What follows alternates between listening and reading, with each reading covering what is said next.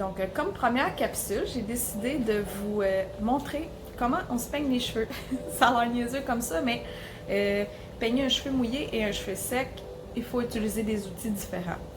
Donc, pour les cheveux mouillés, on utilise toujours un peigne avec des dents larges, minimum comme celui-là. C'est important parce que si on prend, la plupart des gens prennent une brosse comme ça, avec des petites billes, c'est pas pour se brosser les cheveux mouillés. Pourquoi? Parce que le cheveu colle, il vient s'enrouler autour de la petite bille. Quand on peigne, un cheveu qui est mouillé, il est plus élastique. Fait que s'il se prend dans les petites billes, en s'étirant, ça abîme la cuticule, l'écaille du cheveu, et le cortex qui se trouve avec le cœur du cheveu. Fait que c'est vraiment pas... On se brosse pas les cheveux mouillés. On se brosse les cheveux secs. Secs, il faut les brosser avec une brosse comme ça. Idéalement, ça serait avec une brosse plus comme celle-ci, qui n'a pas de billes. Ça, est vraiment conçu pour se brosser les cheveux secs, cette brosse-là. Elle s'appelle, c'est une brosse Jean-Pierre que ça s'appelle. Donc, cheveux secs, ça, on utilise ceci. Les cheveux mouillés, on utilise un peigne avec des dents larges.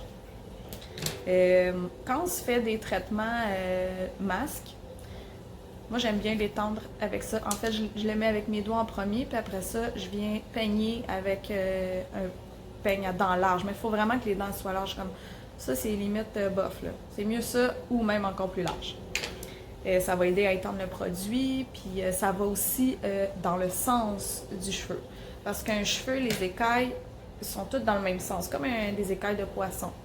Donc, il faut toujours aussi appliquer comme ça, dans le sens des écailles. Si on y va comme ça, ou qu'on frotte, il ne faut jamais frotter, bien là, on abîme l'écaille. Fait que ça, les cochonneries sont... ils vont avoir plus de facilité à se rendre au cœur du cheveu puis l'abîmer. Fait que c'est ça. Ça me fait penser aussi, quand on se démêle les cheveux, il faut toujours commencer de la pointe. Toujours de la pointe jusqu'à la racine. Si on commence de la racine, logiquement, si on a plein de nœuds ici, on va tirer, on va abîmer. C'est pas bon. On fait pas ça. Il y avait une autre chose que je voulais dire. Pour les cheveux frisés aussi, plus les dents sont larges, moins ça va faire l'effet grichou afro. À moins que c'est le style désiré. Mais les filles aux cheveux frisés, vous allez me comprendre quand je dis ça. Même à la limite, au début, on commence à se démêler les cheveux avec les doigts, puis on peut finir avec un peigne à dents larges. Ça va réduire les risques de frisottis, puis ça va aider beaucoup. Fait que c'est ça, j'espère que j'ai pas oublié d'infos.